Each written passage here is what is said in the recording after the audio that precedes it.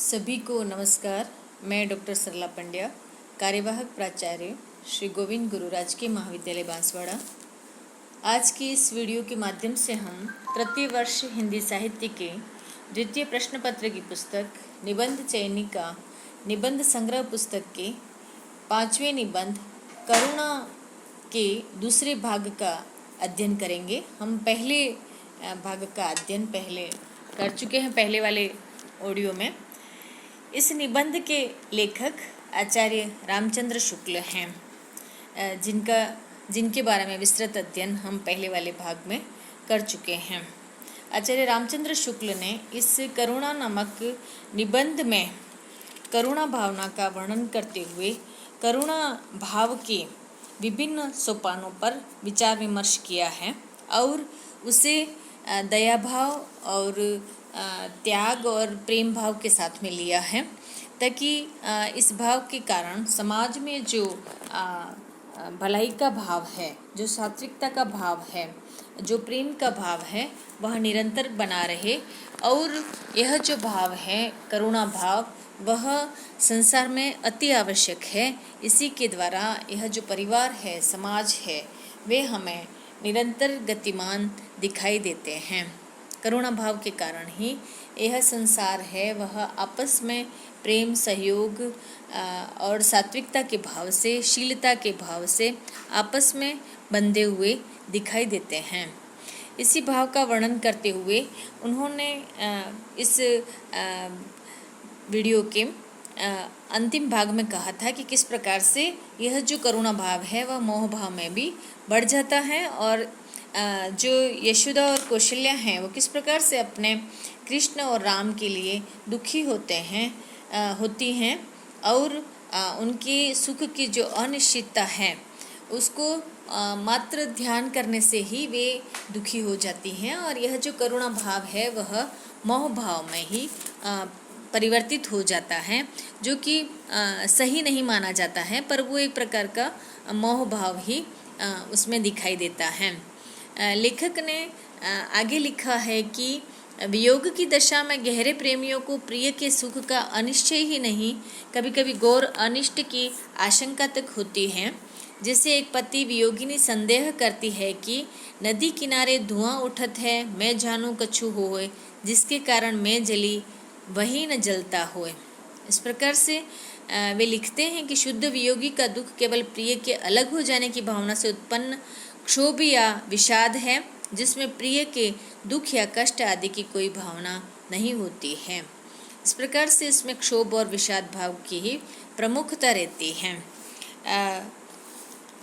लेखक ने करुणा भाव को घनिष्ठता एवं प्रीति भाव के साथ में भी जोड़ा है कि जिस व्यक्ति के साथ में हमारी घनिष्ठता और प्रीति होती है उसके आधार पर ही हमारे जो मनोवृत्तियाँ या व्यापार है वह हमें दिखाई देते हैं, वही हमें महसूस होती हैं, और उसके द्वारा यह जो जीवन का बहुत सारा भाग है वह व्यक्त होता रहता है।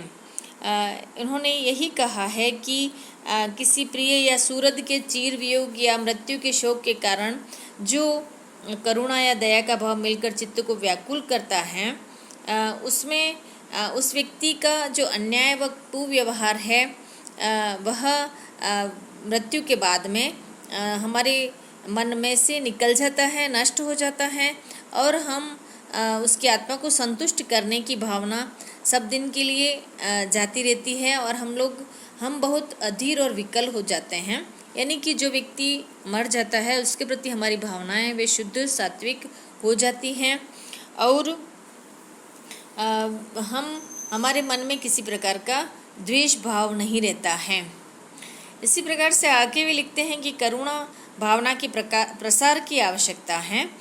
वर्तमान में जो संसार है, जो जगत है, उसमें व्यक्ति के प्रति करुणा का भाव व्यक्त होना चाहिए, जिससे कि यह जो संसार है, यह जो जगत है, वह सभी प्रकार की बुराइयों से दूर रह करके निरंतर शीलता के साथ में, मर्यादा के साथ में गतिशील होता रहे, धर्म की उस समाज में पालना होती रहे, और यह जो करुणा भाव है वह उसकी जो सात्विकता की ज्योति है वह पूरे समाज में, पूरे क्षेत्र में, पूरे जगत में निरंतर जलती रहे, ताकि व्यक्ति अपना अधिक से अधिक विकास कर सके और उसकी भलाई के कार्य भी हो सकें। लेखक ने उदाहरण दिया है कि जो समाजशास्त्री हैं वे विद्वान कहते हैं कि समाज में एक दूसरे की सहायता अपनी अपनी रक्षा के विचार से की जाती है, लेकिन यह थोड़ी बहुत इसमें सच्चाई है लेखक के अनुसार, लेकिन वास्तविकता इस प्रकार की नहीं है कि यदि परस्पर सहायता की प्रवृत्ति पुरखों की उस पुरानी पंचायत ही के कारण होती है और यदि उसका उद्देश्य वहीं तक होता जहाँ तक समाजशास्त्र के वक्ता बतलाते हैं, तो हमारी दया मोटे, मुसन्ने और समर्थ लोगों पर जितनी होती उतनी दीन, अशक्त और अपाहिज लोगों पर नहीं, जिनसे समाज को उतना लाभ नहीं। पर इसका बिल्कुल उल्टा देखने में आता है। दुखी व्यक्ति जितना ही असहाय और असमर्थ होगा उतनी ही अधिक उसके प्रति हमारी करुणा होगी। एक अनाथ अबला को मार खाते देख हमें जितनी करुणा होगी उतनी एक सिपाही या पहलवान को पीटते देख नहीं। इससे स्पष्ट है कि परस्पर सहाय के जो व्यापक उद्देश्य हैं उनका धारण करने वाला मनुष्य का छोटा सा अंतःकरण नहीं, विश्वात्मा है।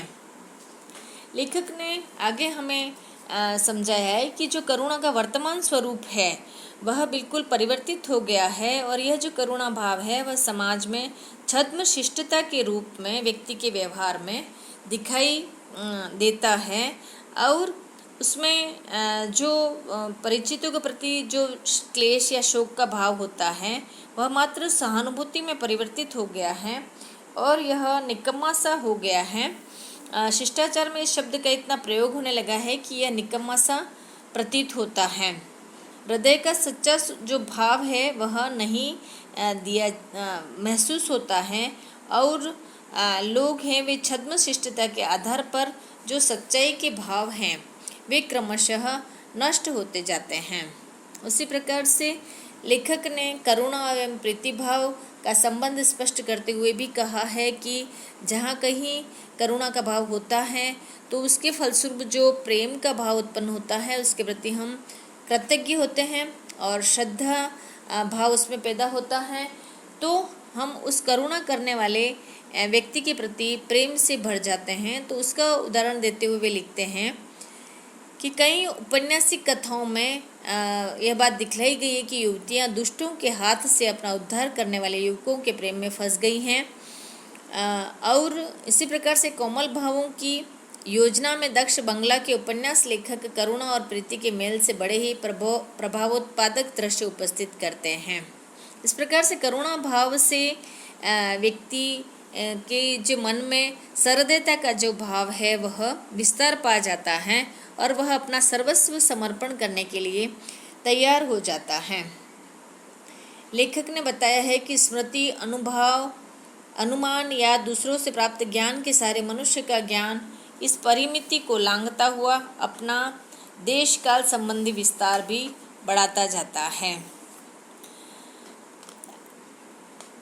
आगे लेखक ने मनुष्य के जो मनोवेग हैं, जो मनोभाव हैं, उसको मनुष्य के लिए अनिवार्य मानते हुए लिखा है कि मनुष्य में यदि संवेदनशीलता होगी या जो मनोवेग संबंधी भाव उत्पन्न होंगे तो ही उसके जीवन में करुणा भाव का आविर्भाव हो सकता है, अन्यथा नहीं।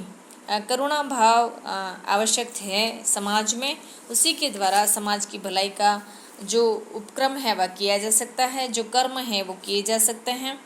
सिर्फ हम लोग काम के बल पर या कर्म के आधार पर ही जीवन नहीं जी सकते हैं। लेखक ने लिखा है इसमें कि मनुष्यता की सजीवता मनोवेग या प्रवृत्ति में भावों की तत्परता में है। नीतिज्ञों और धार्मिकों का मनोविकारों को दूर करने का उपदेश घोर पाखंड है। इस विषय में कवियों का प्रयत्न ही सच्चा है, जो मनोविकारों पर सान ही नहीं चढ़ाते बल्कि उन्हें परिमार्जित करते हुए सृष्टि के पदार्थों के साथ उनके उपयुक्त संबंध निर्वाह पर जोर देते हैं। यदि मनोवेग न हो तो स्मृति, अनुमान, बुद्धि आदि के रहते भी मनुष्य बिल्कुल जड़ है। प्रचलित सभ्यता और जीवन की कठिनता से मनुष्य अपने इस मनोवेगों को मारने और अशक्त करने पर विवश होता जाता है। उनका पूर्ण और सच्चा निर्वाह उसके लिए कठिन होता जाता है और इस प्रकार उसके जीवन का स्वाद निकल जाता है। वन, नदी, पर्वत आदि को देख आनंदित होने के लिए अब उसके हृदय में उतनी जगह नहीं। दुराचार पर उसे क्रोध या घृणा होती है, पर झूठे शिष्टाचार के अनुसार उसे दुराचारी की भी मोह पर प्रशंसा करनी पड़ती है। जीवन निर्वाह की कठिनता से उत्पन्न स्वार्थ की शुष्क प्रेरणा के कारण उसे दूसरे के दुख की ओर ध्यान देने, उस पर दया करने और उसके दुख की निवृत्ति का सुख प्राप्त करने की फुर्सत नहीं। इस प्रकार मनुष्य हृदय को दबाकर केवल क्रूर आवश्यकता और कृत्रिम नियमों के अनुसार ही चलने पर विवश और कठपुतली सा जड़ होता जाता है। उसकी भावुकता का नाश होता जाता है। पाखंडी लोग मनोवेगों का सच्चा निर्वाह न देख हताश हो मुंह बनाकर कहने लगते हैं, करुणा छोड़ो, प्रेम छोड़ो, आनंद छोड़ो, बस हाथ पैर हिलाओ, काम करो। लेखक के अनुसार मात्र हम जीवन में कार्य करते हुए ही जी नहीं सकते हैं, अपना जीवन निर्वाह नहीं कर सकते हैं, बल्कि हम करुणा के द्वारा, प्रेम के द्वारा और आनंद के द्वारा जीवन जीते हुए ही वास्तविक सुख की अनुभूति कर सकते हैं, जो कि जीवन के विकास के लिए आवश्यक है। इसी प्रकार से लेखक ने यही कहा है कि निष्ठुर कार्य के प्रति अभी अपने ऊपर ले लें और जो दया भाव है वह उसमें बार बार हम उत्पन्न करते हैं तो धीरे धीरे वो जो दया की वृत्ति है वह भी नष्ट हो जाएगी। अंत में निबंध के अंत में लेखक ने जीवन के मनोवेगों के अनुसार परिणामों का विरोध 3 वस्तुओं से माना है। इसमें पहला है आवश्यकता, दूसरा है नियम और तीसरा है न्याय। आवश्यकता मनोवेग को जीवन में किस प्रकार से अनिवार्यता की ओर ले जाता है उसका वर्णन करते हुए लेखक ने लिखा है कि हमारा कोई नौकर बहुत बूढ़ा और कार्य करने में अशक्त हो गया है, जिससे हमारे काम में हर्ज होता है। हमें उसकी अवस्था पर तो दया आती है, पर आवश्यकता के अनुरोध से उसे अलग करना पड़ता है। तो यह दया का भाव तो है, लेकिन हमारी आवश्यकताएं उससे पूरी नहीं हो रही हैं, उसे इसलिए हटाना ज़रूरी हो जाता है।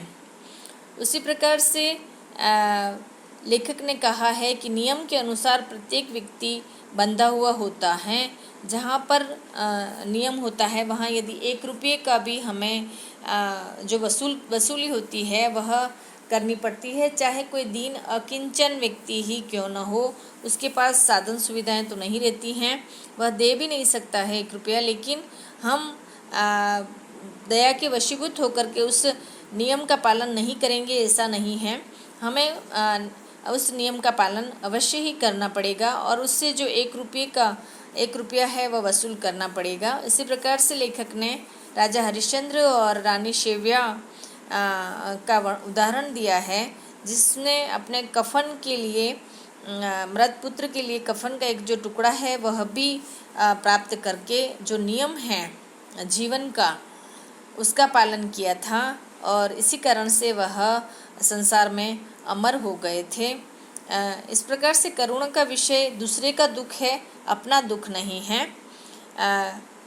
आत्मीय जनों का दुख एक प्रकार से अपना ही दुख है। इससे राजा हरिश्चंद्र के नियम पालन का जितना स्वार्थ से विरोध था उतना करुणा से नहीं।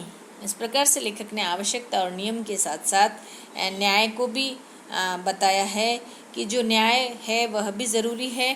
न्याय के सामने हम करुणा भाव को नहीं रख सकते हैं, क्योंकि जीवन में न्याय ज़रूरी होता है। उसी बात का उदाहरण देते हुए वे कहते हैं कि किसी ने हमसे 1000 रुपये उधार लिए हैं तो न्याय यह है कि हम 1000 रुपये वापस लौटा दें। लेकिन यदि 1000 रुपये के लेने के उपरांत उस व्यक्ति पर कोई आपत्ति आती है और वह 1000 रुपये वापस नहीं दे पाता है और वह न्यायपालन के विचार का विरोध वह रोता है और गिड़गिड़ाता है, कान पकड़ता है तो और अपने परिवार की घोर दुर्दशा का वर्णन करता है, तो न्याय के पूर्ण निर्वाह का विरोध करुणा कर सकती है। तो ऐसी स्थिति में जो न्यायकर्ता व्यक्ति है वही उसका वास्तविक हल निकाल सकता है कि उसको रुपया चाहिए या नहीं, और जो उसका जो रुपया है उसे क्षमा करने का या उसको और अधिक पैसा देने का जो भाव है वह उस व्यक्ति के पास ही होता है, न कि किसी दूसरों के पास में। इस प्रकार से लेखक ने कहा है कि जिसने अपनी कमाई के 1000 रुपये अलग किए या अपराध द्वारा जो क्षतिग्रस्त हुआ विश्वात्मा उसी के हाथ में करुणा ऐसी उच्च सद्वृत्ति के पालन का शुभ अवसर देती है। करुणा सेंत का सौदा नहीं है। यदि न्यायकर्ता को करुणा है तो वह उसकी शांति पृथक रूप से कर सकता है। जैसे ऊपर लिखे मामले में वह चाहे तो दुखिया ऋणी को 1000, 50, 100 अपने पास से दे दे या दंडित व्यक्ति तथा उसके परिवार की ओर प्रकार से सहायता कर दे। उसके लिए करुणा का द्वार खुला है।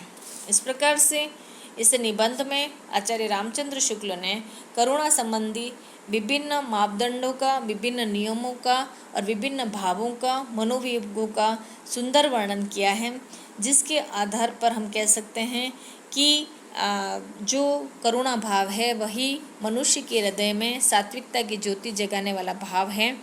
और उसी के आधार पर जैन और बुद्ध जो धर्म के शास्त्र हैं उनकी रचना हुई है और मनुष्य को अधिक से अधिक करुणा भाव के द्वारा अपने जीवन का उद्धार करना चाहिए, अपने समाज का उद्धार करना चाहिए, लोगों की अधिक से अधिक भलाई के कार्य करने चाहिए, ताकि समाज में जो समरसता है, जो प्रेम है और जो संवेदनशीलता का भाव है वह निरंतर व्यक्त होता रहे। अन्यथा हम लोभ, मोह और बहुत अधिक क्रोध की भावना से तो किसी प्रकार का कोई श्रेष्ठ कार्य नहीं कर सकते हैं, किसी भी व्यक्ति के भलाई का कार्य नहीं कर सकते हैं, बल्कि एक आदिम मनुष्य की तरह आपस में लड़ते झगड़ते हुए हम अपना जीवन व्यतीत करेंगे, जो कि मानव जीवन की उन्नति के लिए इस प्रकार का जीवन सहायक नहीं है। इस प्रकार से यह जो रामचंद्र शुक्ल जी का करुणा निबंध है वह यही समाप्त होता है। आगे के वीडियो में जो अगले निबंध हैं उनका अध्ययन हम करेंगे। धन्यवाद।